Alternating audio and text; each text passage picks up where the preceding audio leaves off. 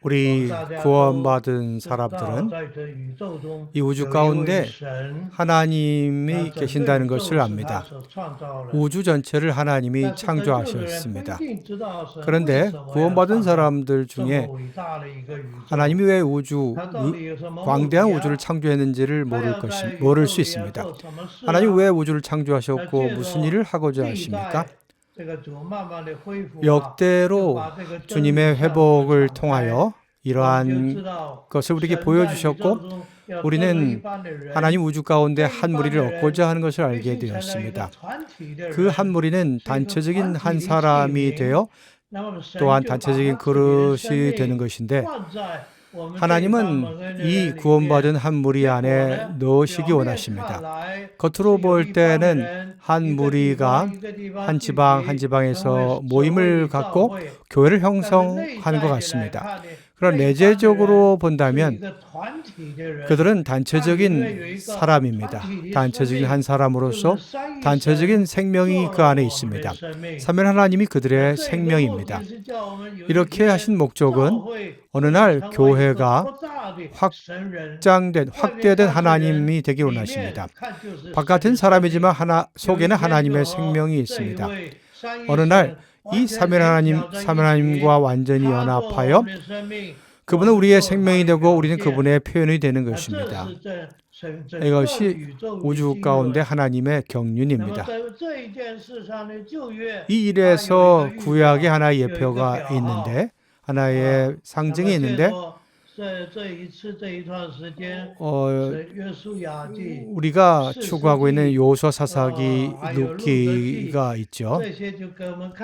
이런 것들을 통하여 그 단계 그 시기에서 하나님이 하시는 일이 있다는 것을 보여줍니다. 그러한 일들은 이 땅에서 하나님이 무엇을 얻고자 하는가를 보여줍니다. 한면에서 하나님의 움직임은 그분의 능력을 통해서 이루어집니다. 사람 안에서 일하심으로 사람이 하나님을 위해 사람을 얻게 하시고 또한 사람을 하나님 앞으로 인도하게 하십니다. 두 번째 방면은 하나님께서 사람을 통하여 그분의 본질의 영을 사람의 생명이 되게 하시고 사람을 통하여 사람을 얻게 하십니다. 그리하여 얻은 사람들로 하여금 하나님의 생명이 충만하게 하시죠. 바로 이렇게 두 가지 움직임을 통하여 하나님의 목적이 이루어집니다. 다시 말하지만 이 두 움직임은 하나는 경륜의 움직임이죠. 이것은 능력의 방면이고 하나는 본질의 방면으로서 생명의 방면입니다. 이것 또한 내재적인 방면인데 한 무리를 얻기 위한 것이죠. 우리가 이것을 읽으면서 조심해야 할 부분은 우리는 이 두 가지가 동시에 소유할 수 없다고 생각해서는 안 되죠. 능력이 있으면 생명이 있을 수 없고 생명이 있으면 능력이 있을 수 없다고 생각하지 말아야 합니다. 그것은 정확하지 않은 것입니다. 거룩한 말씀, 아침 복음을 위한 거룩한 말씀을 읽어보고 관련 메시지를 읽어보고 성경을 읽어보신다면 외적인 능력의 영은 사람들이 하나님 앞에 인도하도록 사용됩니다. 이것 또한 사람으로 하여금 하나님의 생명을 얻게 하기 위한 목적을 위해 있죠. 또한 동시에 사람이 하나님의 생명을 얻고 또한 구원을 받기 위해서는 하나님의 능력이 없어도 안 되죠. 그러므로 주 예수님께서 죽은 자 가운데 부활하신 후에 한 면에서는 제자들에게 생기를 불어 놓으셨죠. 너희가 성령을 받으라고 말했습니다. 이것은 생명 방면에서 구원받은 사람으로 하여금 하나님의 생명을 얻게 하셨죠. 그리고 너희가 또한 함께 기도하라고 했죠. 높은 곳에서 능력의 영이 임하기를 기다리라고 했습니다. 옷과 같이 그 능력의 영을 입으라고 했습니다. 그래야 하나님을 위하여 증거할 수 있다고 했습니다. 그러므로 내재적인 생명이 그리스도이고 외적인 능력 또한 그리스도입니다. 우리가 읽은 메시지들에서 우리는 능력의 성령이, 능력의 영은 크게 의미가 없다고 생각할 수 있습니다. 그런데 삼손과 혹은 사사들 중에 기드온과 같은 사람들, 그들은 정욕에 떨어졌죠. 그들에겐 생명 방면에서 주님의 어떤 일을 받아들이지 않았습니다. 그렇다고 해서 두 가지가 배척된다고 생각하지 말아야 합니다. 사실 이 둘은 서로 보완하는 것입니다. 능력은 사람을 얻어서 생명을 얻게 하기 위한 것이고, 생명은 또한 능력을 얻어서 사람으로 하여금 이 복음을 사람들에게 전파하기 위해 능력을 주는 것이죠. 그러므로 오순절날에 사람들이 구원을 받았지만 그들이 40일간 기도했을 때 결국 성령이 그들의 위에 임했습니다. 그러므로 그들은 능력의 영을 얻었습니다. 그 당시의 사도들, 12사도들, 특히 베드로 같은 사람들은 기적이 그들에게 따랐죠. 병을 치료하는 것이라든지 놀라운 능력이 그들에게 나타났습니다. 우리는 여기에서 이해하는 것은 이 두 가지를 말하지만 이 둘 중에 능력의 영은 외적으로 사람을 얻는 것입니다. 사람으로 하여금 하나님을 만족을 충족시키고 하나님의 표현이 되게 하고 단체적인 하나님 사람이 되게 하는 것은 생명의 영에 달려 있습니다. 생명의 일에 달려 있죠. 우리 안에서의 생명의 역사입니다. 주님께 감사합니다. 여기서 우리가 이 메시지에서 4가지 사례를 볼 수 있다고 했죠. 하나님은 우리를 생명의 그 상태로 인도하십니다. 4가지 사례는 중에 첫째는 사마리아 여인에 관한 것이죠. 그녀는 생수를 얻고자 했죠. 주 예수님은 그녀에게 이 세상 물을 마시면 또 마실 것이다. 그러나 내가 주는 물을 마시면 영원히 목마르지 않을 것이다. 또한 이 생수는 내 안에서 넘쳐 흘러서 영원한 생명에 이른다고 말했죠. 그것은 곧 예루살렘입니다. 사마리아 여인은 주제를 바꾸어 말했죠. 어떤 주제였습니까? 그러면 왜 하나님을 경배하는 것에 있어서 우리 조상은 이 산에서 경배하라고, 아버지를 경배하라고 말하는데 왜 당신들 유대인들은 예루살렘에서 하나님 아버지를 경배하라고 말합니까? 어떠한 경배가 옳은 것입니까? 라고 물었을 때 주님은 이렇게 답변했죠. 이 산에서도 말고 예루살렘에서도 아닙니다. 경배는 영과 진실, 실제 안에서 실제로 경배하는 거라고 했습니다. 아버지께서는 생명과 진실됨, 실제 안에서 경배하기를 원하신다고 했죠.